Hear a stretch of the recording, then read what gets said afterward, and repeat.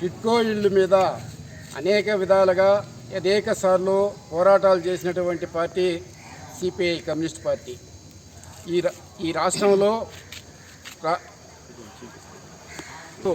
రాష్ట్ర వ్యాప్తంగా ఉన్నటువంటి టిడ్కో ఇళ్ళని కట్టి పూర్తి చేసినటువంటి ఇళ్ళని, కొన్ని కోట్ల రూపాయలు ఖర్చు పెట్టినటువంటి ఇళ్ళని, పేదల లబ్ధిదారుల వాటా ఇచ్చినటువంటి ఇళ్ళని ఆ పూర్తయినప్పటికి కూడా వాటిని పంచకుండా, వాటిని పేదలకు ఇవ్వకుండా ఇంకా అట్నే ఉంచాయనంటే దాన్ని పేదలేమో ఇప్పుడేమో ఇళ్లలో ఇళ్ళు లేక అనేక ఇబ్బందులు పడుతూ ఉన్నారు.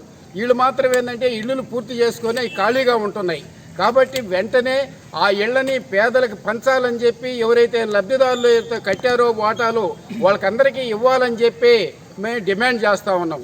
మన నెల్లూరు జిల్లాలో కూడా 58,000 ఇళ్ళకి ఇక్కడ శంకుస్థాపనలు చేశారు, ప్రారంభాలు చేశారు.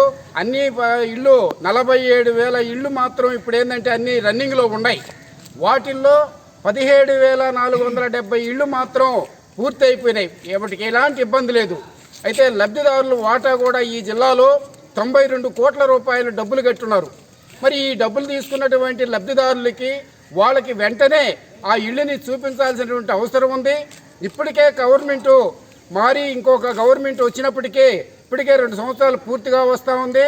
ఇప్పటికీ ఆ ఇళ్ళని పూర్తి చేశాడు నిరుపయోగంగా పెట్టడం వల్ల దానివల్ల ఇళ్ళకి నష్టం జరగద్ది, ఇళ్ళు దెబ్బతింటాయి తప్ప ఇంకొకటి కాదు. అనేక మంది పేదలు ఇళ్ల కోసం ఎదురు చూస్తూ ఉన్నారు. ఆ లబ్ధిదారులకైనా వాళ్ళకి డబ్బులు కట్టిన వాళ్ళకైనా ఆ ఇళ్ళని చూపించి వాళ్ళకి ఇవ్వాలా. అదేవిధంగా అనేక మందికి ఇళ్ల స్థలాలు ఇస్తామని చెప్పి ఈ గవర్నమెంట్ కూడా చెప్తా ఉంది.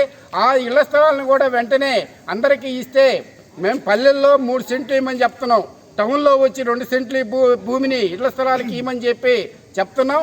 ఆ పద్ధతిలో ఇవ్వాలని చెప్పి మేము డిమాండ్ చేస్తూ ఉన్నాం. అదేవిధంగా ఇప్పటికే అనేక ఆందోళన జరుగుతున్నటువంటి ఈ టిడ్కో ఇళ్ల విషయంలో ఇప్పుడు మేము ఆందోళన చేసిన తర్వాత చాలామంది కదిలారు. ఈ రాష్ట్ర ప్రభుత్వం కూడా కొంచెం కదిలికి వచ్చింది. అయితే వెంటనే వాళ్ళకి ఏంటంటే మేము కూడా వాటికి ఏర్పాటు చేస్తామంటున్నారు. కానీ ఇప్పటికే ఏంటంటే వాటికి కరెంటు, నీళ్లు సదుపాయాలు చూపిస్తే అందరూ అక్కడికి వెళ్ళడానికి సిద్ధంగా ఉన్నారు. వాటిని వెంటనే పూర్తి చేయాలని చెప్పి డిమాండ్ చేస్తున్నాం. ఏమైనప్పటికీ ఈ నెల 16వ తేదీకి మేము గవర్నమెంట్కి చెప్పేది ఒకటే. మేము ఇప్పటికి 6-7 నెలలుగా చెప్తా ఉన్నాం.